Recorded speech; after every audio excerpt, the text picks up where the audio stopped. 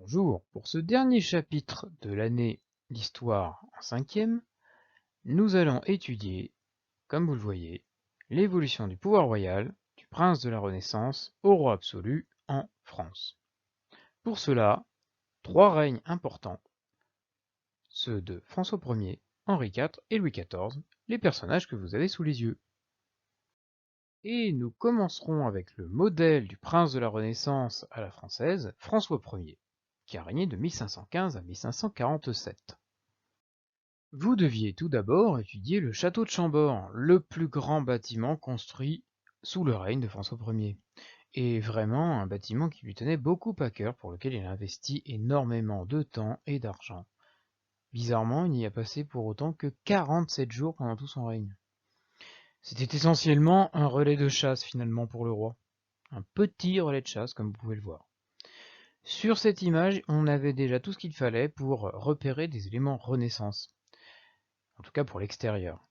Vous avez les jardins qui reprennent le modèle de l'époque, qui ont été reconstitués récemment d'ailleurs, avec les grandes formes géométriques que vous voyez là, ce qu'on appelle un jardin à l'italienne. Aujourd'hui on dit jardin à la française parce que les Français ont repris ça aux Italiens, comme beaucoup de choses. Vous aviez les grandes fenêtres, vous aviez les arches et la structure symétrique, avec des éléments carrés, rectangulaires, géométriques à peu près sur toutes les façades du château. Voilà pour la Renaissance. Sur cette photo aérienne un peu plus ancienne, puisque les jardins n'ont pas encore été rénovés sur celle-ci, vous pouvez remarquer la structure parfaitement symétrique de l'ensemble du domaine, avec les allées, les contre-allées, et même le canal qui borde tout l'ensemble du domaine. Pour ce qui est des éléments médiévaux, il vaut mieux utiliser le plan, c'est encore plus frappant. Quand on le regarde, on voit qu'on a là une structure de château fort de rêve, voire de conte de fées. François Ier se veut un roi chevalier, il insiste beaucoup sur cette image, il ne renie pas le Moyen Âge pour autant, contrairement à d'autres amateurs de la Renaissance, et son château doit avoir l'air d'un château fort, même s'il n'est pas du tout capable de se défendre. Vous avez des tours à chaque angle, une enceinte qui protège une basse-cour, littéralement, un donjon central, et même un pont, même s'il est de pierre et qu'il ne peut pas se soulever, qui enjambe des douves. Tous les éléments traditionnels d'un château, mais avec un décor qui rend tout cela tout à fait inutile pour la défense. Par contre, les éléments Renaissance sont encore plus frappants à l'intérieur du château, avec en particulier au milieu de l'espèce de donjon, cet énorme escalier à double hélice. Ça signifie en fait qu'il y a deux escaliers en spirale qui se croisent l'un l'autre. Alors qu'ils se croisent, mais sans que les gens à l'intérieur de l'escalier se rencontrent jamais, puisqu'ils ne sont pas sur le même plan. On est presque persuadé que c'est là l'œuvre de Léonard de Vinci, que François Ier avait invité à venir en France à partir de 1515, dès le début de son règne, et c'est ainsi d'ailleurs qu'il est mort en France en 1519, dans un petit manoir pas très loin de Chambord, à Amboise, qui est aujourd'hui un musée de Léonard de Vinci, avec beaucoup de croquis et de maquettes de ses œuvres. Cette spirale, cette double hélice, rappelle justement un dessin de Léonard de Vinci, c'est pour ça qu'on pense que c'est bien lui qui l'a fait faire, avec un projet d'hélicoptère, bon, qui n'a pas vu le jour parce que c'était plus pratique d'en faire un escalier, manifestement. Aucun détail n'est laissé au hasard. Même les plafonds sont décorés. Les plafonds que vous avez pu observer tout à l'heure autour de l'escalier sont ce qu'on appelle des plafonds à caissons. Les caissons, ce sont ces carrés creusés dans lesquels on peut sculpter des motifs, et parfois même les peindre. Ici, pour mettre en valeur le roi, le F, son initiale, et la salamandre, son animal fétiche.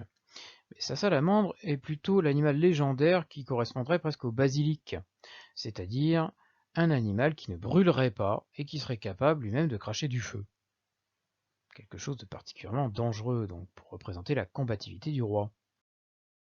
François Ier accueille à bras ouverts les artistes comme Léonard de Vinci, mais il aime aussi les humanistes. Il se veut un prince de la Renaissance et un protecteur des arts et des lettres, c'est le titre qu'il s'est donné lui-même.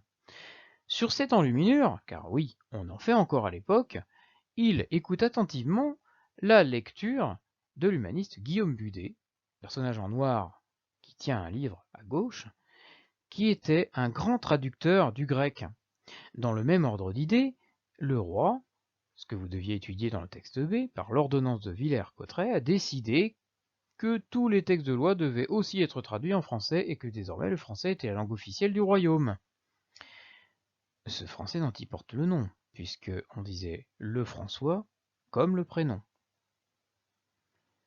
Toujours est-il que cette loi permet tout simplement d'être bien sûr que les gens comprennent les lois et les appliquent, et qu'ils n'ont pas d'excuses s'ils désobéissent. C'est quand même d'abord une question de pouvoir royal, déjà.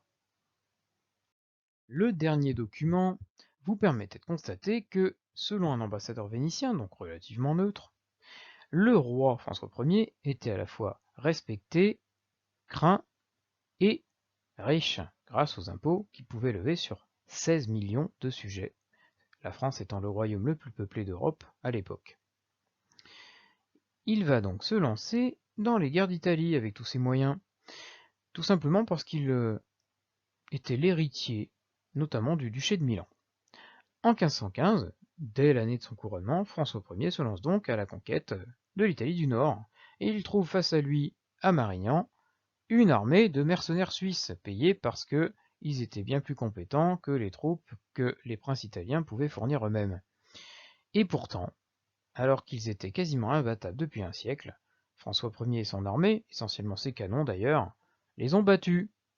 On voit le roi en chevalier et on ne voit pas les canons. Évidemment, il s'agit de le mettre en valeur à nouveau sur une enluminure.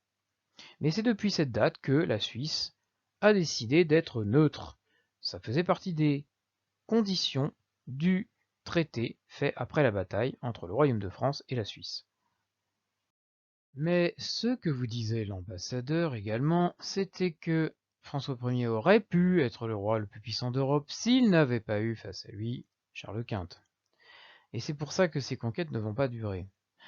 À la bataille de Pavie, face à une armée impériale, François Ier perd tout comme il l'a dit lui-même, dans une lettre à sa mère. Il a été capturé, et ce que vous voyez là, c'est son épée qui est tombée dans les mains de Charles Quint, qui a été conservée pendant 300 ans en Espagne, jusqu'à ce que les troupes de Napoléon la récupèrent. Elle est désormais dans un musée à Paris. Donc les guerres ne lui ont pas tellement réussi globalement. Si on fait le bilan du règne de François Ier, ce n'est pas excessivement positif. Toutes ces guerres sont des échecs, il a vidé les caisses de l'État, et finalement il n'a pas agrandi le royaume. Par contre, il y a une chose dans ses actions qui va perdurer, c'est le choix du français comme langue officielle. En effet, même après la fin de la monarchie, la République va conserver cet usage, et c'est pourquoi la langue française est toujours le symbole et la langue officielle unique de la République française. Par la suite, nous allons étudier le règne d'Henri IV, un autre personnage pivot de cette période. Mais avant de faire cela, il nous faudra une assez longue explication sur ce qui s'est passé entre ces deux règnes pendant les guerres de religion. Une période suffisamment brutale et déplaisante pour que l'auteur du Trône de Fer y ait trouvé beaucoup d'inspiration. Vous savez, Game of Thrones.